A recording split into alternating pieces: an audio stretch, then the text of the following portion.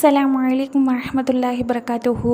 இந்த வீடியோவில் நாம் ஹெட்ஜ்ஹாக் மற்றும் டென்ட்ரக் என்ற அனிமல்ஸ் பற்றி பார்க்க போகிறோம். இந்த இரண்டு விலங்குகளுமே இரவு நேரத்தில் உலாவக்கூடிய மற்றும் பூச்சிகளை தின்னக்கூடிய ஒரு மிகச்சிறிய பாலூட்டியாகும். இந்த விலங்கு உடல் பருமனுடையதாகவும் மற்றும் நீரில் குளிக்கக்கூடியதாகவும் இருக்கின்றது. இவை ஆப்பிரிக்க நாடுகளில் காணப்படுகின்றது.